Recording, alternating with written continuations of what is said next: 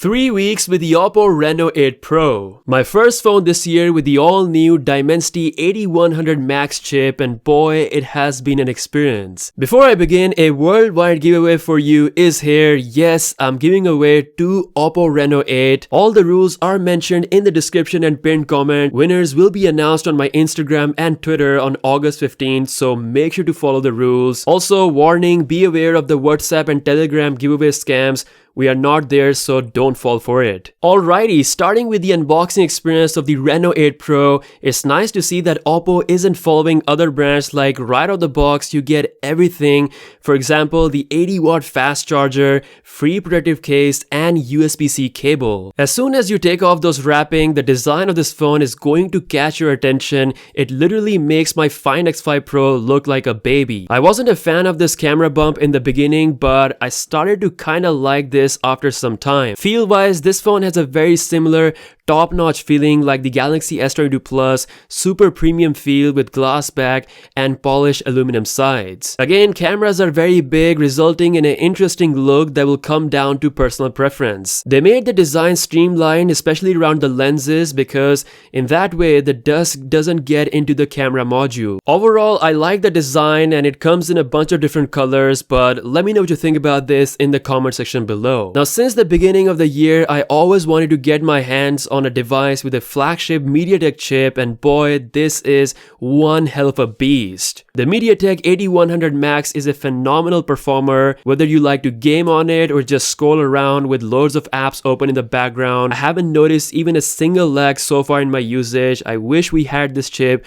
on more phones in this price range. MediaTek has definitely brought their A game this year. Looking at the display, we have a 6.7-inch bright 1080p panel with 120Hz refresh rate. I've not had any issues with it. Oppo, as we know, historically speaking, they always had great displays, so this one is no exception. With that being said, the fingerprint scanner is positioned a little low to my liking, but it is consistent. The Reno 8 Pro also comes with stereo speakers that have same quality as the Find X5 Pro. Now, I wish the cameras were the same too, because Oppo has definitely taken some interesting decision in this area. The main camera is 50 megapixel Sony IMX766 coupled with the Silicon X NPU chip, which allows this phone to take stunning photos. The extra HD mode allows it to upscale the photos to 108 megapixels. Thanks to the NPU, you can also shoot 20-bit 4K videos with a lot of detail and color.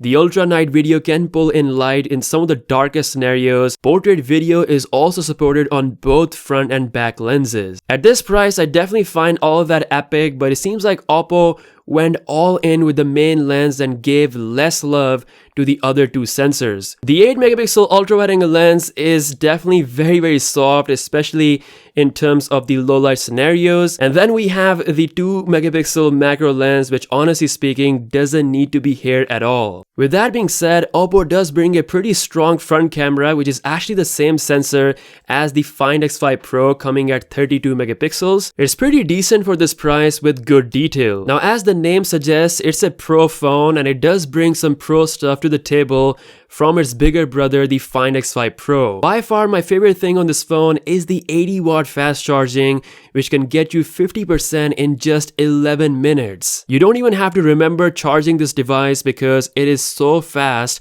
on the spot. It also comes with battery health engine, which controls the charging current and voltages through real-time monitoring to extend the battery lifespan, so you can have up to 1600 charging cycles on 4 years of average daily usage, which is pretty good. As for the actual battery performance, it is pretty solid. You can expect a pretty good one-day usage even with 5G, gaming, and music all day. All thanks to the efficient 6nm MediaTek 8100 Max chip and the 4500 mAh battery. Now, software-wise, we have Android 12 based on Oppo's ColorOS 12.1 skin that is very identical to the Find X5 Pro. Just like Samsung's One UI, Oppo has built a consistent skin for all their devices. Honestly, I'm not a fan of this look overall, but one thing I really appreciate is that it has a very impressive consistent animation experience. Scrolling around the UI feels very polished and optimized.